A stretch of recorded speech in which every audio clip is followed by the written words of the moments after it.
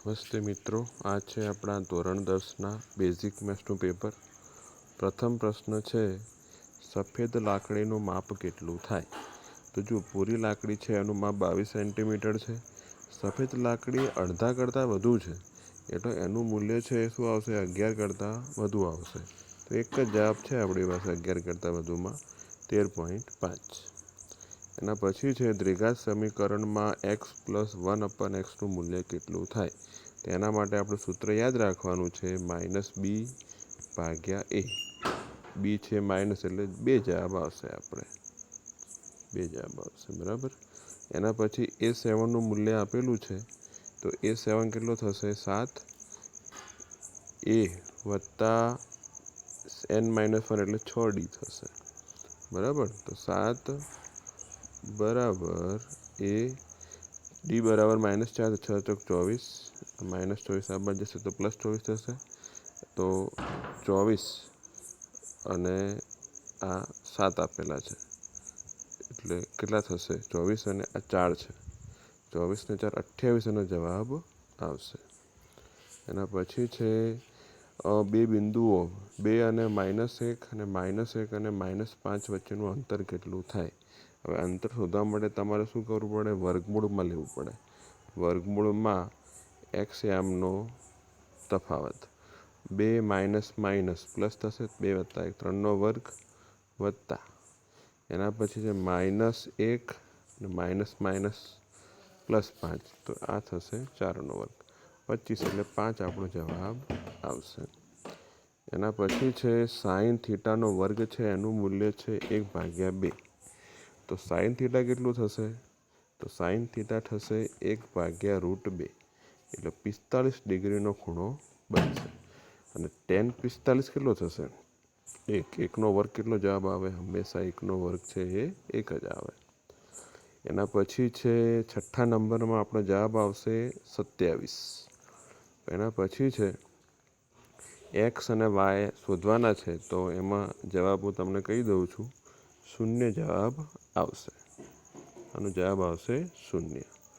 પછી છે a અને bનો ગુણાકાર, તેની માટે સૂત્ર યાદ રાખવાનું છે c/a, એટલે એમાં જવાબ આવશે 5. સમતોલ પાસાને ઉછળતા કુલ પરિણામોની સંખ્યા છે એ 6 આવશે. sin 30નું મૂલ્ય છે હંમેશા 1/2 આવશે. વર્તુળની અંદર બિંદુને હંમેશા કોઈ સ્પર્શક દોરી શકાય નહીં, એટલે જવાબ આવશે 0. પછી બહુલક કીધો છે. બહુલક એટલે શું? કઈ સંખ્યા છે એ સૌથી વધુ વખત આવી છે? તો આમાં 3 નંબરની સંખ્યા છે એ સૌથી વધુ વખત આવી છે, એટલે જવાબ આવશે 3. √2 એ અસમય સંખ્યા છે, તો સાચું છે. 12, 15 ને 21નો ગુસા છે 1 છે? ના, એનો ગુસા 3 આવે એટલે આ ખોટું છે. √3x + 5 એ સુરેખ બહુપદી છે. હવે જુઓ, આમાં xનો ઘાતાંક કેટલો છે? 1 છે, એટલે સુરેખ બહુપદી છે, સાચું આવશે. ઘટના eની સંભાવના અને e નહીંની સંભાવના બંનેનો સરવાળો હંમેશા શું થાય? 1 થાય, સાચું છે. તો આ હતા આપણા ખરા ખોટા. એના પછી છે સમાંતર શ્રેણી છે કે નહીં, બરાબર. તો એમાં જો આમાં તફાવત છે એ પહેલાં 0 છે, પછી 1 થાય છે, એટલે સમાંતર શ્રેણી છે નહીં. એના પછી છે વર્તુળને કેટલા સ્પર્શક દોરી શકાય? તો ઇન્ફિનિટી, અગણિત સ્પર્શક દોરી શકાય. પછી એમાં p એનું મૂલ્ય આપેલું છે, p એ 12 શોધવાનું કીધું છે. તો બંનેનો સરવાળો હંમેશા કેટલો થાય? 1 થાય. તો 1માંથી બાદ કરો 0.65ને, એ આપણો જવાબ. 1નું 0, 9 અને 10, તો આ 5 આવશે, આ 3 આવશે અને આ 0 આવશે. 0.35 છે એ આપણો જવાબ આવશે. એના પછી છે બહુલકનો વર્ગ કઈ જગ્યાએ આવૃત્તિ વધુ છે? આમાં આવૃત્તિ સૌથી વધુ 3 થી 5માં.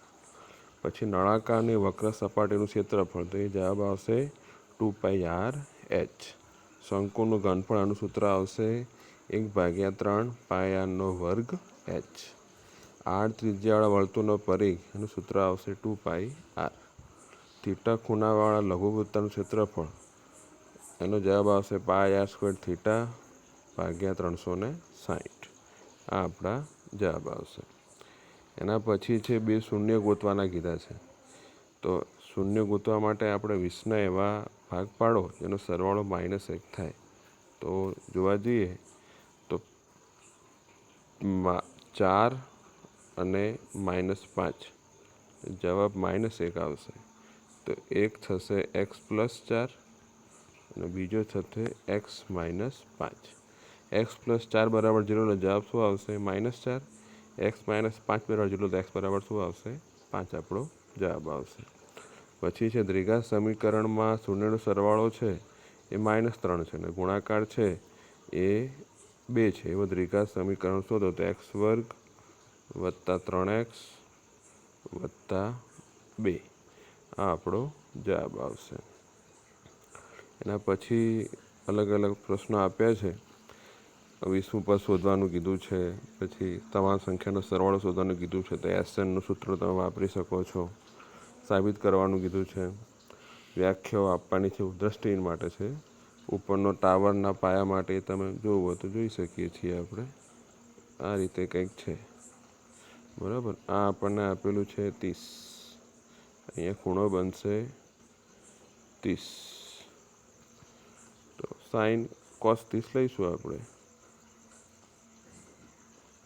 બરાબર √3/2 એ થાય ને cos 30. પણ આમાં પાસેની બાજુ ભાગ્યા કર્ણ એવું લખવાનું છે. એના પરથી તમે મૂલ્ય છે એનું શોધી શકો છો. એના પછી છે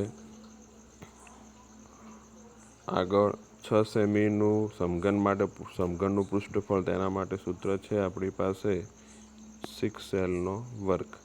તો 6 × 6 = 36 એટલે કેટલો થશે? 216 એનો જવાબ આવશે. આ રીતે તમે જવાબ છે એના શોધી શકો છો. પછી શંકુનો ઊંચાઈ આપેલી છે, પાયાનો વ્યાસ આપેલો છે, તિર્યકની ઊંચાઈ એટલે આપણે L શોધવાનો છે. તો L² બરાબર h² + r². આના પરથી આપણને જવાબ મળી જશે. એના પછી વિભાગ સીમાં અલગ અલગ પ્રશ્નો આપેલા છે. લોભની રીતે ઉકેલ શોધવાનો કીધો છે.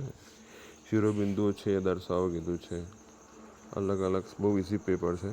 તમે સરળતાથી એનું સોલ્યુશન છે એ કરી શકો છો. એના પછી વિભાગ ડીમાં પણ પ્રશ્ન દરેકના 4 ગુણવાળા પ્રશ્નો છે. પછી વર્ગનો સરવાળો 365 થાય એના માટે છે. પછી આવૃત્તિવાળો છે. એના પછી પાસા ફેંકવામાં આવે તો કઈ રીતે મળે? પત્તાવાળો પ્રશ્ન છે. લાલ રંગનો રાજા માટે એક પત્તું કાઢવામાં આવે તો લાલ રંગનો રાજા મળે એના માટે તો લાલ રંગના 2 રાજા મળે. એ પ્રમાણે તમે એનો ઉકેલ છે એ શોધી શકો છો. તો આ હતું આપણા ધોરણ 10ના બેઝિક મેથ્સનું પેપર. વધુને વધુ શેર કરો અને વધુને વધુ વિદ્યાર્થી સુધી આ પેપરને સોલ્યુશન છે એ પહોંચતું કરો. આભાર.